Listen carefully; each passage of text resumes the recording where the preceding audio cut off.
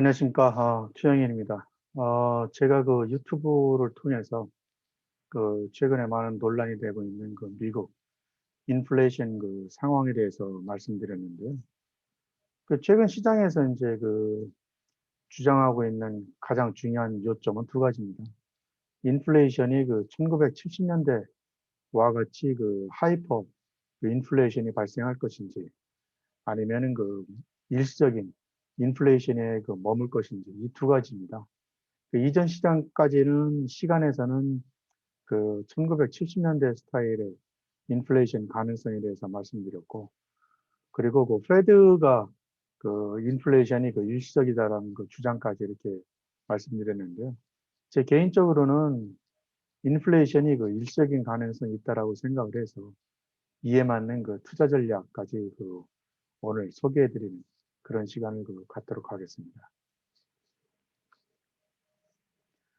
기본적으로 2008년도 글로벌 금융위기 이후에 경기 확장 국면이 진행되는 과정에서 대부분의 경제학자들과 정책 당국자들은 경기 회복이 미미하고 불충분한 수요 그리고 저성장을 더욱더 고착화시킬 수 있는 구조적인 문제, 그리고 기술 진보에 따른 물가 하락 압력, 과다한 부채, 이런 요인들로 인해서 디스인플레이션이 악화될 가능성이 있다고 지적된 바 있습니다.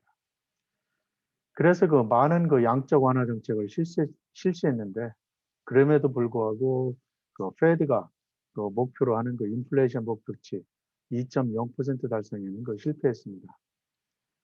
최근 들어서는 전염병으로 인한 경기 침체 국면을 벗어나면서 가계 순자산이 현저히 증가했고, 2020년 2월 이후 그러니까 정부의 구제 지원책으로 인해서 실질 개인 소득은 21.6% 늘어났습니다.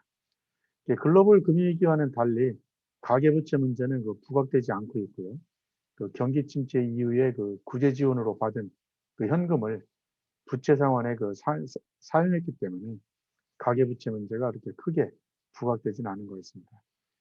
이번 경기 침체 이후에 소비자들의 구매력은 경기 침체 국면을 벗어나면서 더욱더 강화되고 있는 그런 모습을 보이고 있습니다.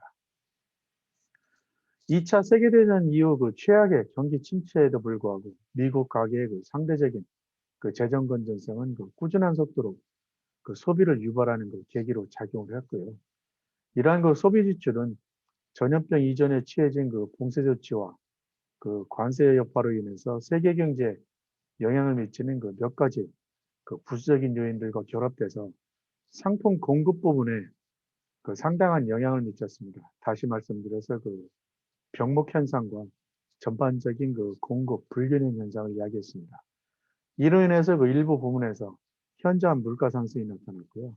오늘 제가 말씀드릴 부분은 이런 일부 영역에서 나타난 현저한 물가 상승의 요인들을 살펴보고 원인들을 살펴보고 전망을 통해서 인플레이션이 일시적인 현상일 것이다 라는 말씀을 드리고자 합니다. 제일 먼저 여러분들께 말씀드릴 것은 인플레이션이 일어난 요인인데요. 기본적으로 인플레이션이 일어나는 부분들은 실질 GDP 성장률과 인플레이션 목표 수준에 따라서 각각 다르게 구분될 수 있습니다.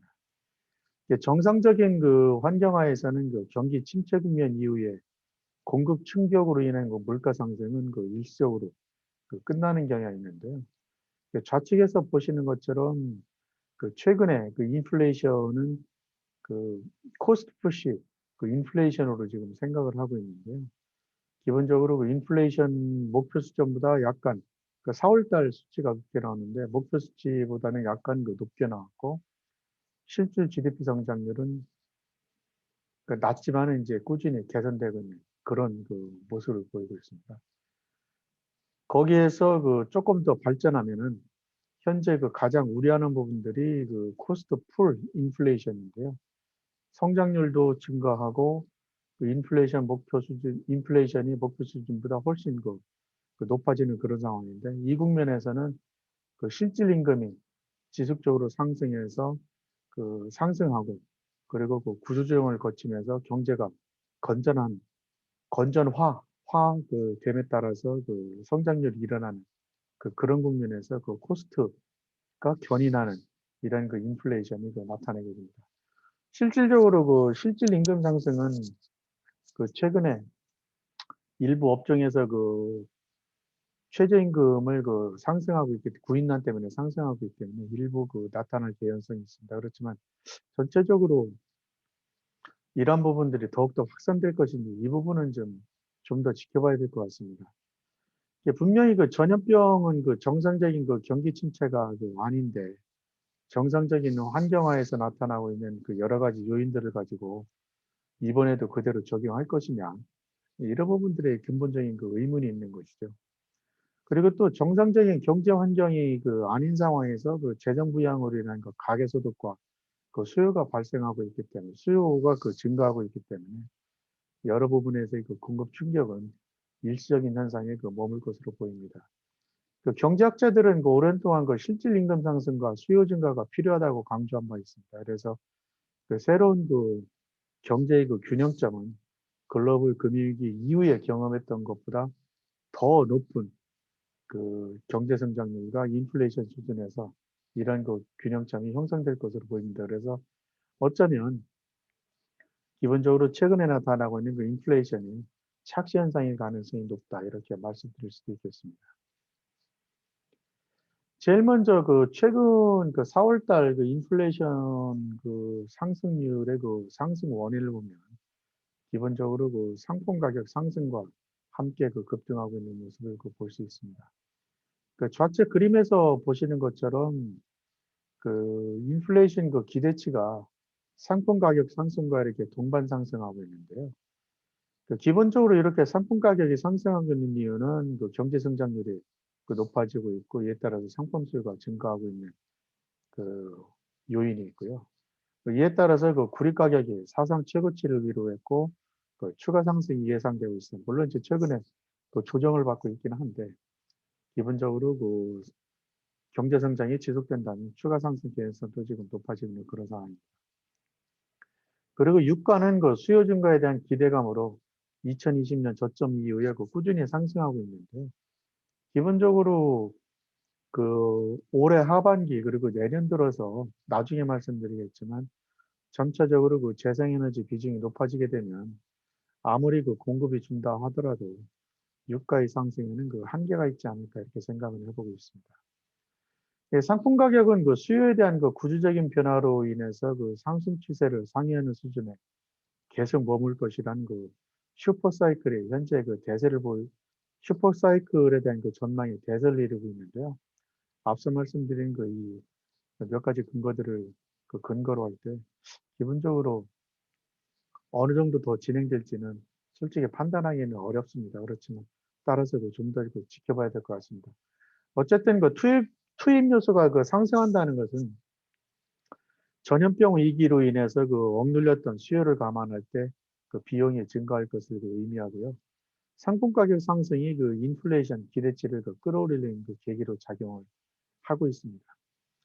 예, 소비자들은 그 이런 흐름을 그 과대평가해서 소비에 그 반영하는 특성이 있기 때문에 기본적으로 그 4월 달 수치 아니면 뭐 5월 달도 5, 6월까지도 그 더 높아질 수 있는데 그 기본적으로 가장 중요한 것은 그 장기 기대치가 더 유용한 지표라고 할 수 있겠습니다.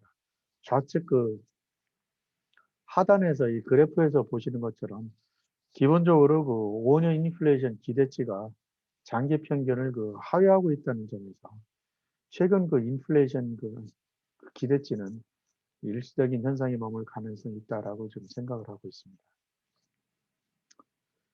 다음으로 4월 달 그 물가 상승률을 이야기한 그 원인 중에서 가장 큰 부분은 그 중고차 가격인데요.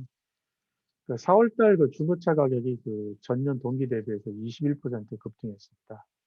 그 경제활동 정상화에 대한 그 기대감으로 인해서 그 중고차에 대한 그 수요가 급증했고 그 신차 공급이 그 차량용 반도체 공급 부족으로 인해서 그 신차 공급이 늦어진 것도 하나의 그 원인으로 파악을 하고 있습니다. 또한 그 렌탈 업계가 가장 기본적으로 근본적으로 그 중고차 가격 상승에 영향을 미친 것으로 보이는데요. 여러분들도 아시겠지만 전염병 위기로 인해서 여행 수요가 줄어들었고 이에 따라서 그 렌탈 업체가 그 거의 고사 위기에 그 빠져들었습니다. 그래서 그 렌탈 업체들이 그 중고차들을 그 재고를 그 처분을 했고요. 그렇기 때문에 그 중고차에 대한 그 재고가 그 줄어들기 시작했는데 다시 그 최근에 그 경제가 활동이 그 정상화될 것을 기대하면서 그 여행 수요가 조금씩 그 늘어나고 있고 렌탈 수요도 늘어나면서 중고차 수요가 그 늘어나게 된 것입니다. 그런데 앞서 말씀드린 대로 여기에다가 그 신차 공급도 늦어지고 있기 때문에 기본적으로 그 중고차 가격 상승으로 그 이어졌습니다. 이러한 부분들이 계속 그 반복되면서 중고차 가격을 그 끌어올렸고요. 중고차 가격 상승분으로만으로도 그 4월 달 CPI가 그 1.5% 그 증가한 것으로 나타나고 있습니다. 이와 같이 그 이례적인 그 병목 현상은 경제의 그 구조적인 변화에 기인한 것이 아닌 그 일시적인 현상이기 때문에 신차 시장이 그 정상화되면 자연스럽게 그 해결될 것으로 전망되고 있습니다. 그 다음으로는 그 생산자 물가 지수인데요. 4월달 그 생산자 물가 지수가 그 전년 동기 대비해서 6.2% 상승했습니다. 이것은 그 2010년 이후에 그 최대 상승률인데요. 또한 그 3월 대비 그 0.6% 상승하면서 전문가들의 그 전망치를 2배나 상회했습니다. 이에 따라서 그 인플레이션 그 우려감이 더욱더 증폭된 것이 사실입니다. 4월 달 그 생산자 물가 상승을 그 주도했던 부분들은 그 철강 생산 제품 가격에 있습니다.